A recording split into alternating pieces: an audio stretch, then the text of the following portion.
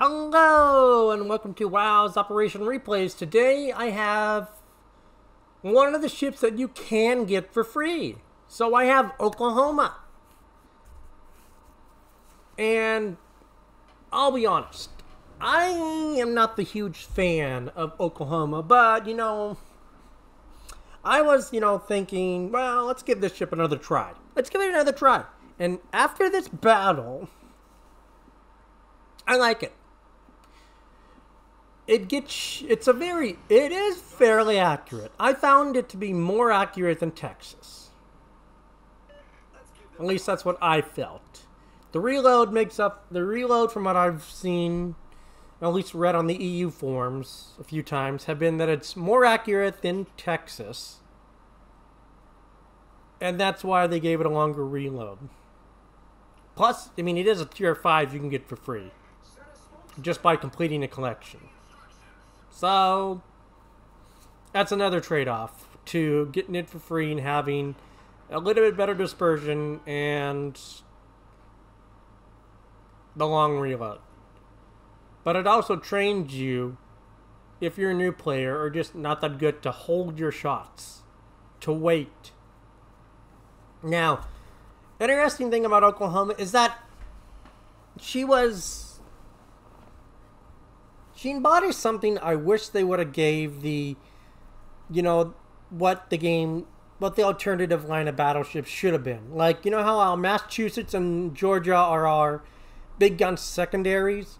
Well, you could spec the Oklahoma's secondaries, and they can go out pretty far. And you'll see them kind of go off. They're not the best. They're not like Agincourt. Let's be honest. Agincourt has the best secondaries at Tier 5. Let's be honest. But these are just there for, if you want to have some fun. And this is my Massachusetts captain that you guys see me run on Massachusetts in Ops. So, it is a full secondary build. But I also advise putting,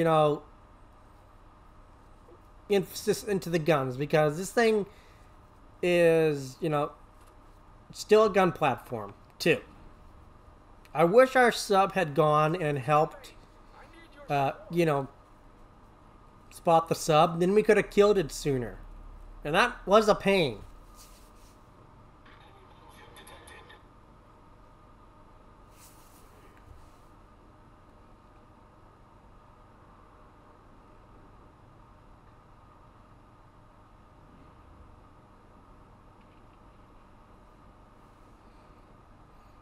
And you'll see that this is what I would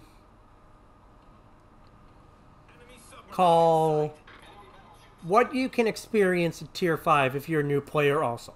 This is what you can experience if you're a new player and you're just getting into Tier 5 and getting up into those tiers before you hit operations. This is honestly what I would honestly consider, average gameplay for Tier 5. Again, it's a little different because I usually run Giulio Cesare at Tier 5. But since this is a ship that everyone can get for free, well, why not use this ship as a good example as an average? It's an average ship. It represents a lot of, the battleships that you'll be facing.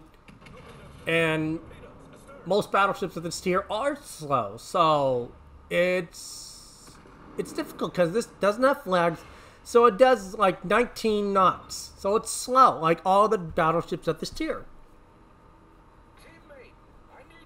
And I am bottom tier. So that's another thing, is that I'm not like mid tier. It's not like top tier 6, and I'm bottom tier at 7. So I'm facing 7s and Colorados that overmatch my whole armor. So that's something new players will have to contend with. So consider this as a way of helping you kind of learn how. Now, of course, most of you won't have like 18 or 19 point captains. But I also advise you to not do what the guy over at sea did, the new Pan Am cruiser, the Cochrane. Just charge it in there. That is the fastest way to die. And if you're a new player, that is the fastest way to tank your stats. Fastest way. If you keep doing that, playing like you're playing in like co-op for the first few, that's the fastest way you're going to just destroy your stats, and it's going to make it extremely hard for you to get them back up. Now I do get like 8 and 11k Citadel on that Fuso, which kind of makes them probably think, I better, you know, run away now. That Kijuin just kind of just sat on that rock. Now, they did a phenomenal... The guys now and the Nachi being top tier did a phenomenal job. Phenomenal job. I'll be honest. Those two did phenomenal. Again, look what they're facing. They're facing 5 ships over there. Colorado, Agincourt, La Argentina, Abruzzi, Gokasa. Yeah, they're facing 5 ships over there. And they're holding them back. And it's at this point that I'm like, you know what, screw it. And you will have to take risks, like, because sometimes pushing into this can be suicide, let's be honest. But sometimes you're just going to have to, you know, say, oh, what the hell, and just push forward, okay? You're going to have to say, what the hell, and push forward. You may die, you may not die. It's a 50-50. Like, but also, having map awareness helps a lot. And that's another thing this helps, is that if you constantly have your map blown up like I do, it helps if you have a big, you know, desktop screen also. But if you can blow it up to as far as you feel comfortable on a laptop and pay attention to that screen, that little map, then you can time your pushes a lot better. And of course, the only thing I'm really worried here is the sub, because it's hard to fight it. He's literally right there. You can see the white ping going off. But he's literally right outside my detection. Or my sub ability. That's a poorly aimed shot, but... Oh, no, I guess it wasn't. I do get a Citadel, and I do pick him up. It just looked like a bad shot. That one honestly wasn't my best aim shot, but I still got the kill. Again, I really wish the sub had stayed more on this side of the cap, so we could have gone for him. But Defender A, I think that's Defend A. Again, you see my secondaries are going off.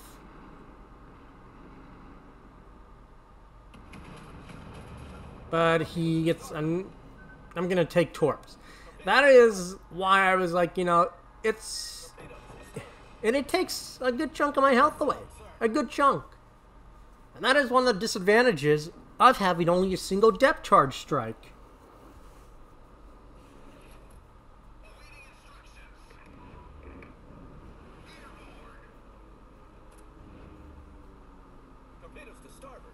And he is still on the... He's still there. He is still on the surface. He's still there. He can still spot me and torp me.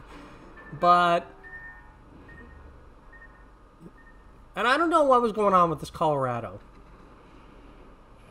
And again, I'm taking HE shells from the Fuso. I've tanked over 1 million damage as a tier 7. That's... If you're not getting damage at tier 7... or as a tier 5, but you're tanking a lot of damage, that means you're tanking more damage than the enemy's shooting you.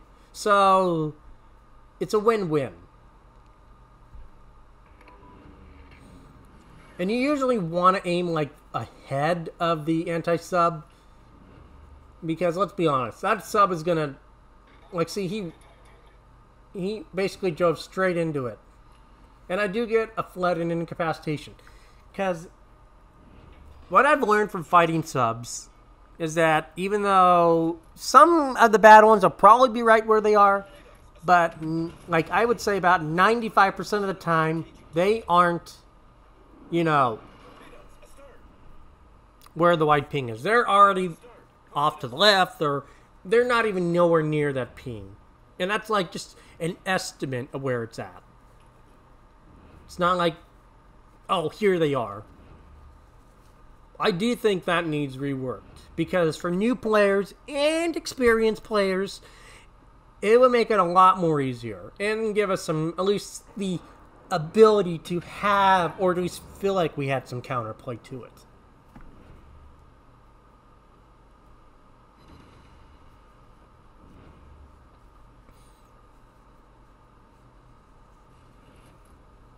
Concentrate fire on the designated target. Get back! Get back! And I'm telling them to get back because there's no point to... Because I don't want them to basically charge. If you see like one little ship charging all the way down, don't chase that ship. That's another like newbie, you know, thing. Is that if you never chase that one ship to the border, just let it run. Let the ship run. Just let it run. There's no point. Now remember, as a bottom tier, you'll get a lot of XP by doing damage to higher tiers. So watch this Abruzzi.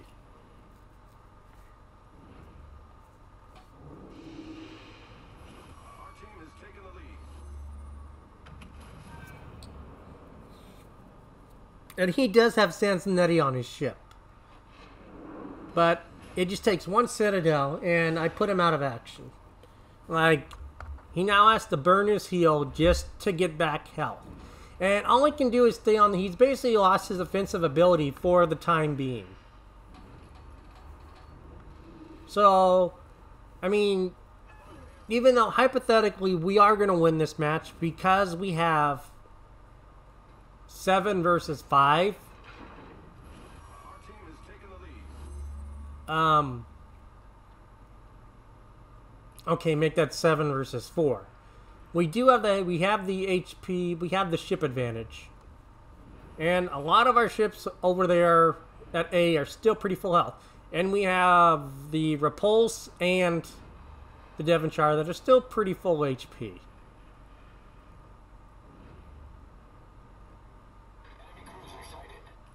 But the Gukasa just backs right out. And I'm trying to remember who it was that shot him. I think it was I believe it was the October Revolution. Oh no, it was the California that shot him, but Dev struck him.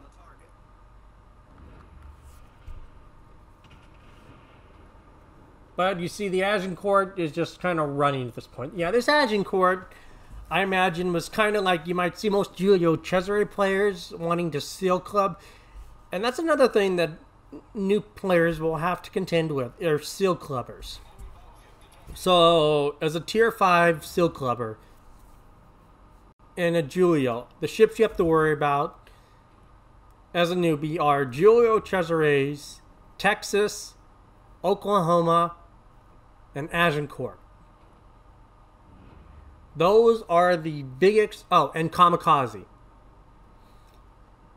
Texas, Oklahoma, Kamikaze, Giulio Cesare, and Agincourt are the 5 most prevalent seal clubbing ships for experienced players to use. If you have, or if you're a newbie and you're facing any of those 5 ships, you still have a chance to win. You can still win. There's always a chance to win. Everyone screws up. But just remember, if you're facing these ships, be aware that these ships are removed, well, except for the Agincourt, Texas, and Oklahoma. But the other 2 were removed for a reason. And a player in those ships, 95% of the time, knows what they're doing and have at least 21 to 18-point captains on them. That are captains that are built solely for those ships. So be aware of that. And you see that the Agincourt just comes in, puts a pretty good salvo, and that really took a lot of my health away. But I really should have saved my salvo.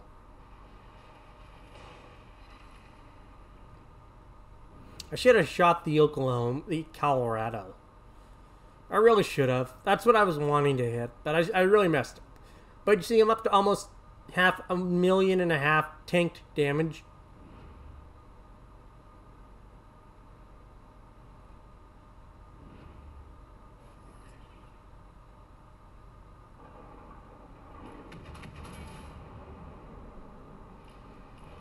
Ship is on fire.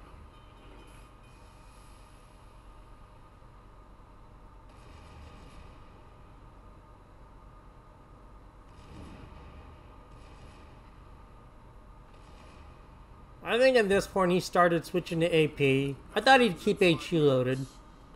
Now see, the secondaries do put a fire on him. He DCPs it. Problem solved, sir. And he has the reload rate that I don't, but I get lucky. I survive his strike and I take him out, but the Agincourt then shoots me and takes me out. I think he was literally waiting for me to get down low enough and then he'd take the health.